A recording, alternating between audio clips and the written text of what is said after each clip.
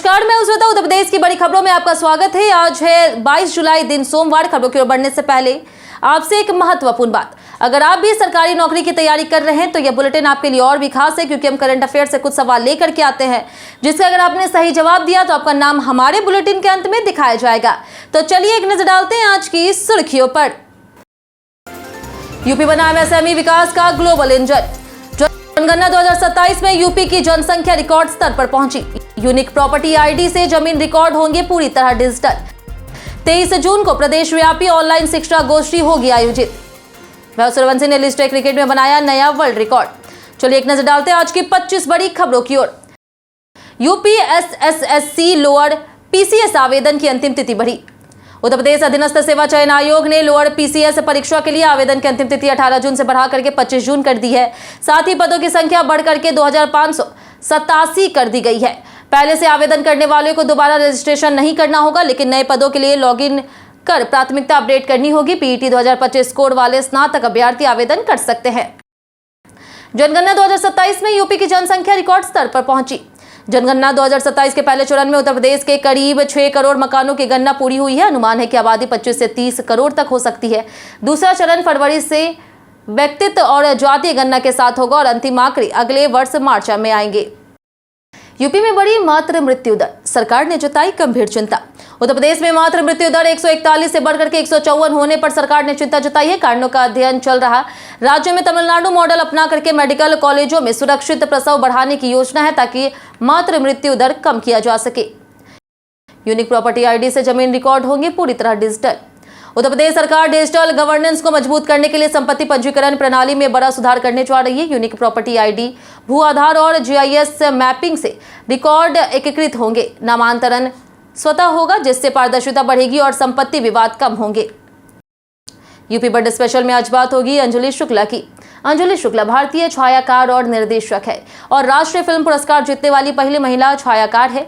उन्होंने कुटी श्रंक से पहचान बनाई और कई भारतीय विदेशी फिल्मों में काम किया। वे FTII से प्रशिक्षित है और हैप्पी मदर्स डे जैसे फिल्मों में भी निर्देशित कर चुकी है। सरकारी भूमि अतिक्रमण मामले में लेखपालों पर गिरी गाज। सरोजनी नगर तहसील में सरकारी भूमि पर अतिक्रमण रोकने और शिकायतों के निस्तारण में लापरवाही पर 3 लेखपालों को निलंबित किया गया है। SDEM ने कहा कि सरकारी कार्यों में स्थिरता बर्दाश्त नहीं होगी और भविष्य में भी सख्त कार्रवाई की जाएगी। सरकारी मेडिकल कॉलेजों में जूनियर रेजिडेंट की कमी होगी दूर। सरकारी मेडिकल कॉलेजों में 2908 नॉन PG जूनियर रेजिडेंट डॉक्टरों की तैनाती की प्रक्रिया शुरू हो गई है। यह डॉक्टर 2 साल अनिवार्य सेवा के तहत सरकारी अस्पतालों में काम करेंगे।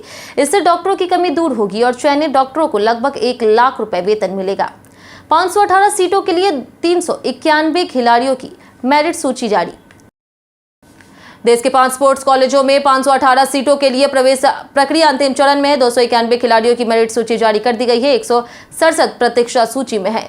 चयनित खिलाड़ियों की जैविक आयु और मेडिकल जांच के बाद काउंसलिंग कर प्रवेश दिया जाएगा। छात्रों को अभी भी नहीं मिल रही नई पाठ्य पुस्तकें। NCERT की नई पुस्तकों की आपूर्ति में देरी से छात्रों और अभिभावकों को परेशानी हो रही। हालांकि परिषद ने जल्द पर्याप्त किताबें उपलब्ध कराने का आश्वासन दिया है। नई शिक्षा नीति के तहत कक्षा 9 की 90 लाख किताबें पहले ही प्रकाशित की जा चुकी है। KGMU में कैंसर दवा फर्जीवाड़े की जांच पूरी। KGMU यूरोलॉजी विभाग में असाध्य रोग योजना के तहत कैंसर दवाओं में करीब 2 करोड़ 25 लाख रुपए के फर्जीवाड़े की जांच पूरी हो गई है। रिपोर्ट में नोडल अधिकारी सहित कई कर्मचारियों पर लापरवाही के आरोप लगे हैं। रिकॉर्ड और वितरण में भारी अंतर पाया गया। कार्रवाई की सिफारिश हुई। यूपी बना MSME विकास का ग्लोबल इंजन।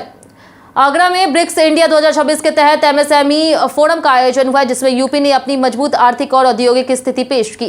राज्य में 96 लाख MSME इकाइयां और बढ़ता निर्यात वैश्विक पहचान बना रहा। ODOP और युवाओं की योजनाएं रोजगार बढ़ा रही। 8वें वेतन आयोग से पेंशनर्स को भी मिलेगा लाभ।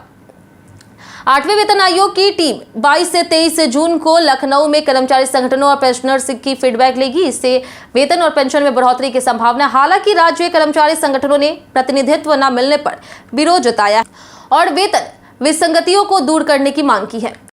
जानिए आज कैसा रहेगा यूपी के मौसम का मिजाज। मौसम विभाग के अनुसार आज यूपी में बारिश की संभावना नहीं है और पूर्वी यूपी में लू चल सकती है। तापमान में 1 या 2 डिग्री की बढ़ोतरी होगी। मानसून की रफ्तार धीमी बनी रहेगी और भीषण गर्मी का असर जारी रहेगा, जिससे लोगों को राहत मिलने के आसार नहीं है। राम मंदिर में चांदी के दिए की स्थिति पर उठा सवाल। लखनऊ के जौहरी ने बताया कि राम मंदिर में दान किए गए 3 किलो चांदी के दिए की स्थिति उन्हें नहीं पता। उन्होंने ट्रस्ट पर भरोसा जताया और कहा कि अन्य चांदी का दान भी किया गया था, लेकिन कुछ वस्तुओं की जानकारी उपलब्ध नहीं है। विशेष परिस्थितियों में शिक्षकों को तबादले का मिला अवसर। प्रदेश के परिषदीय स्कूलों में अंतर जनपदीय तबादले के लिए आवेदन प्रक्रिया पूरी हो गई है। गंभीर बीमारी और विशेष परिस्थितियों वाले शिक्षकों को अवसर मिला। सबसे अधिक मांग पूर्वांचल से पश्चिमी यूपी के जिलों में स्थानांतरण की है। अब आवेदन की जांच और आगे की प्रक्रिया होगी। 23 जून को प्रदेश व्यापी ऑनलाइन शिक्षा गोष्ठी होगी आयोजित। उत्तर प्रदेश सरकार निपुण भारत मिशन के तहत बुनियादी शिक्षा सुधार पर काम कर रही 23 जून को प्रदेश व्यापी ऑनलाइन गोष्ठी में नए सत्र की तैयारियों, भाषा, गणित दक्षता और डिजिटल शिक्षा पर चर्चा होगी। सभी शिक्षकों और अधिकारियों की सहभागिता सुनिश्चित की गई। यूपी मेट्रो की लॉस्ट एंड फाउंड सेवा बनी मिसाल।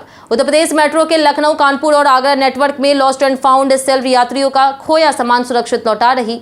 अब तक 42 लाख रुपए नगद, 190 लैपटॉप, 751 मोबाइल और गहने लौटाए गए हैं, जिससे यात्रियों का भरोसा और बढ़ गया।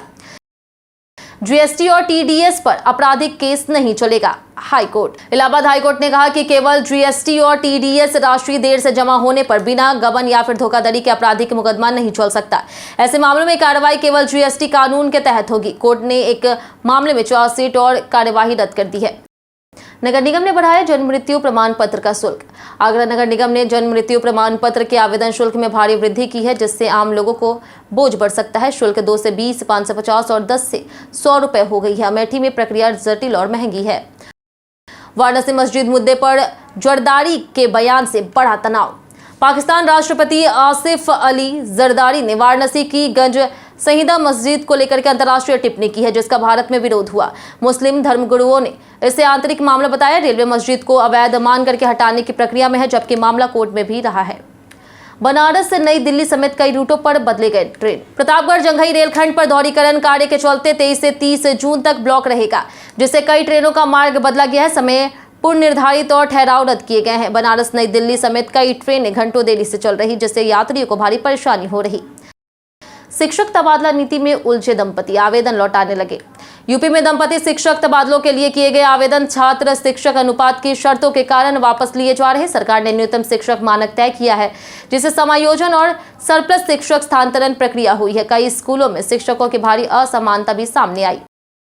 वैभव सूर्यवंशी ने लिस्ट ए क्रिकेट में बनाया नया रिकॉर्ड। 15 वर्षीय वैभव सूर्यवंशी ने ट्राई सीरीज फाइनल में 29 गेंदों में 94 रन बनाते हुए 11 गेंदों में 50 लगा करके इतिहास रच दिया। उन्होंने लिस्ट ए क्रिकेट में सबसे तेज अर्धशतक बनाया और भारत के सभी फॉर्मेट में सबसे तेज 50 का रिकॉर्ड अपने नाम किया।